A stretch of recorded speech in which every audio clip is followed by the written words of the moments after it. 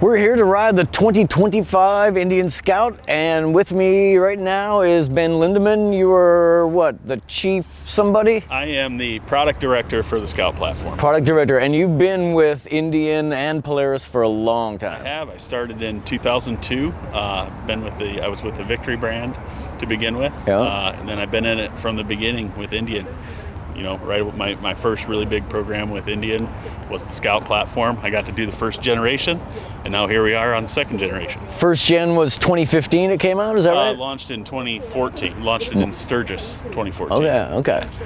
Okay, so you're proud of that bike. It's Indian's best-selling model, is that right? Yeah, it's been a hit for us. It's been our best-selling model since it was introduced. It's really kind of created its space in the market. It's taken off over the years. It's become a market share leader. We've been leading market share, over periods of time, but our goal with the new platform really was to become the leader to stay, and I think we got a great start with this platform. The biggest thing with the Scout platform is people love these bikes. Yeah. And that's what made the development process challenging, is people really loved it. We needed to make sure we didn't mess it up. Right. And so we spent a lot of time talking to those customers, making sure we understood what they liked about it, and making sure we understood how we'd make it better. What do we got here? How much better is this than the old Scout? Yeah, this is a huge step forward for us. A couple of big things that I'll point out. Number one, it all starts with the engine. Yeah. We've got the new engine here. You got to ride it today. Mm-hmm. Pretty awesome. Mm-hmm. It's the Speed Plus 1250. The engine top line numbers are really impressive. 111 horsepower on the 101, 105 on the other models. Right. 82 foot-pounds of torque. I think the best thing about it, a couple things that I really like. Number one is the really flat torque curve. The torque curve is from kind of 3,000 on through the engine, through the RPM range. Really smooth and really predictable. It's not so much the peak numbers over the old one, it's that there's more everywhere, right? Everywhere, exactly. It's all throughout the RPM range. We're making a lot more power and a lot more torque. So how did you get more power and torque? Yeah, so the biggest thing, more displacement. Displacement always helps, and more compression ratio. We went to a higher compression ratio, makes a big difference. Okay, but there was more to it than just boring out the cylinders and putting bigger pistons in. Yeah, way more. I mean, this engine is essentially ground up. It does share an architecture with our past engine, and we did that on purpose because it really had a nice character, and people really liked the way that engine felt. Okay. We just really wanted to take it up a notch. Yeah. So it is a similar architecture, but when you talk about percent content new, it's probably 70 to 80% new content. Okay. And a couple of the other big improvements: completely new heads. They're bigger valves. They flow better. New cams. So really a lot more potential with this new engine. Okay, and so the old Scout owners can't just get bigger pistons and bolt them into their old bike and call it done, right? No, you can't do it. Bigger bore, the spacing on the head bolts is different. So okay. Yeah, you can't. It's significantly different. Significantly different, correct. Okay, so you had a good starting package. Yep. And then you want to throw out the frame and build a completely new one. Yeah, so we started with the Speed Plus, like you mentioned, but then next step was the frame. And Ola's better at talking about this than me, but really what we wanted to do with the frame was we wanted to bring back that historical, iconic look that goes back all the way to the beginning of Indian motorcycles. We call it kind of that S-shaped frame, and you see that here with the new tubular frame. So we get that S look that really plays to our heritage. We also reduced the size of the radiator. It's about 22% smaller than the old radiator, and that allowed us to package that radiator in between those frame rails. And you can see here with the radiator itself, we spent a lot of time making sure that we got that right. Visually, from a fit and finish perspective, from a packaging perspective, we just wanted to make sure it was packaged as nicely as we could. And then on top of that, you'll just see that it's much visually lighter. So the bike, if you see the two bikes side by side, this one just looks a lot lighter. And then the last thing there is we talked to customizers, and sometimes that cast aluminum frame can be intimidating for someone to cut into. They're more used to working with tubular design. Steel. So this makes it a lot easier. Yeah. So 22% smaller radiator, then it runs hotter and it overheats. No, it doesn't. We've come a long ways with our tools. When we designed the first one, we weren't as advanced with our fluid dynamics and all of that. So we've really come a long ways with those tools. And because of that, two reasons. Number one, the experience we had with Scout allowed us to understand exactly how it was working. And then number two, those simulation tools are so much better that we were able to optimize it. Okay. So new motor and a new chassis. What else is new on here? What are you proud of what you've done with this? Yeah, a couple things. I do want to point out the rear frame. So it's not necessarily obvious here, but this is a whole new rear subframe as well. The rear portion of the frame is actually cast aluminum, which is similar to the old generation. But the big improvement that we made here was that now every model is common. And what that means is we can share parts between every one of the models, and it makes it, a much better experience for both the dealers and for the customers. So now passenger pillion, passenger backrest, saddlebags, all the accessories on the rear of the bike can fit on any of the models, which really gives us the best versatility. I talked to it helps the aftermarket too. I was talking to an aftermarket seat maker, and they were saying, oh, well, then you got to build one for this model, one for this model. Now it can be common among the whole line, right? Exactly. Huge advantage really for everybody. Yeah. And what else do we have here? Electronics? What's new on electronics? So another huge upgrade on the new platform is the electronic system. When we designed the original Scout, going back 12, 13 years, customers didn't really want a lot of electronics. We would ask them about it, and they didn't even always want ABS. We went back and we talked to the mid-size cruiser customers again, and that's totally changed over the last 10 years.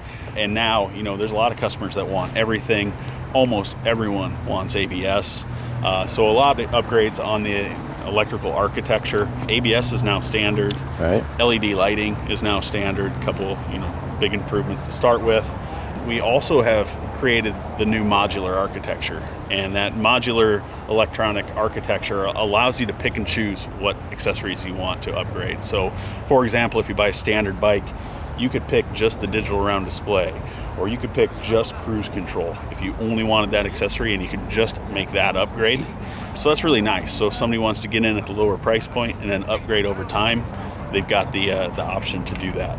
And if the customer does like the simplicity, they don't have to buy into all of it, right? It's their option. Yeah, and that's what we heard is there's some customers that still don't want all the tech, but maybe they decide over time they want cruise control. They can do that now. So that's a nice feature that's really not all that common in the motorcycle world. We went through a lot of work to make it come to life here on Scout. We also, for the customers that know they do want the technology, we do have 2 trim level packages. Right. And so the first is the limited package. The limited package comes with cruise control, traction control, ride modes, USB charging. So really some nice features for the limited package. And then for the person that wants it all, then you can step up to the limited plus tech package. So that has all the features I just mentioned. It also has the digital round display, and it comes with keyless ignition.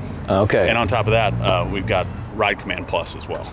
Okay. When people look at motorcycles, they don't see all the things that go on behind the scenes to make it look so good. Can you give me an indication of something that took a lot of work, that it doesn't look like it took that much work? Yeah, great question. I'm going to go to the electrical architecture. Okay.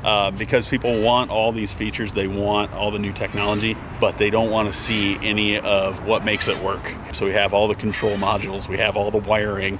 We spent a lot of time working on that, and that's actually one of the reasons we redesigned that mid-frame. And that was so that we could package all of those control modules and all the electrical upgrades right there centrally. Had really short wire routing, and it allowed us to hide all those wires. One thing I think you'll notice on all these bikes that you've got to see is the fit and finish is really top notch, and that was really a focus for us. And it does look clean.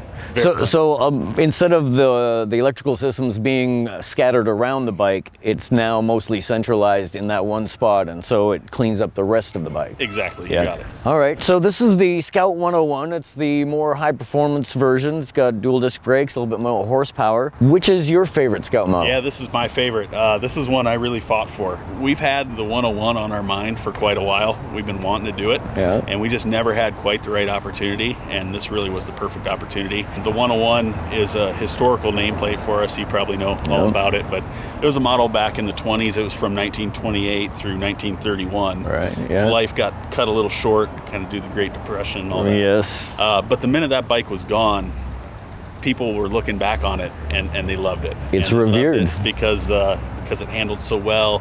It was so light, nimble, and really it kind of is this iconic nameplate that we wanted to revive. And I think we've done it in a pretty good way here. Okay. And this has the fully adjustable suspension, the dual disc brakes we talked about, and it's 6 more horsepower over the other Scout models? Yep, correct. 6 more horsepower. It does have the upgraded suspension, like you mentioned, fully adjustable front and rear. In the rear, it's got 3-inch suspension travel. A couple of the other upgrades that maybe we didn't talk as much about. It's got the Pathfinder LED headlight. It's got the Brembo dual disc brakes, which is a huge improvement. And then we've got the paint schemes that are only available on the 101. We've got 2 really cool paint schemes. Okay. And the horsepower upgrade, it's not cams or anything, right? No, there's actually no hard parts for the upgrade. It's just a calibration, so it's a dealer reflash. Okay. And this retails for what? Are we pushing 17 now? $16,999. Okay. Both models $16,999. And the Scout Bobber is the cheapest, or is it the Classic? Scout Bobber is our entry bike, and that's $12,999. Okay, so that's quite a bit cheaper. So you can get into a new Scout for 13 grand. Correct. Or you can get all the bells and whistles for 17. Exactly. And which model do you think is going to sell more? I think Bobber will probably be our top seller. Historically, it's been our top seller. People love the looks. They kind of like just the no-nonsense attitude of the Bobber. But I think the 101 might give it a run for its money. And I think somebody at Indian mentioned we're past 100,000 Scouts sold since Indian's come back out with the Scouts, right? Yeah, I think we're actually over 110,000 now. We probably need to update our slide. But over 110,000. It's been just an absolutely phenomenal seller here in the U.S. It's been our top selling model globally. It's over 50% of our sales internationally. Wow. And it's been a model that's really just kind of transcended the different segments. We've seen it pull customers in from a lot of different segments, which has been huge for our brand. Right, lots of people who buy Scouts are new to Indian, is that correct? Yeah, correct. Yeah. I think the number is 23% of Scout riders are new riders, and over 80% of Scout buyers are new to the Indian brand. Wow. And that's so important to us because Conquest we know sales. that we can get them in and we give them a great experience. We know they'll stick with us. They'll either buy another Scout or they'll upgrade to a Chief or another model in the future. Okay. So really important platform for us. All right, Ben. Well, I've been having fun riding it. I still haven't ridden the 101. I'm get to do that tomorrow, so I'm looking forward to doing that. Stay tuned to American Rider and see that video coming up soon.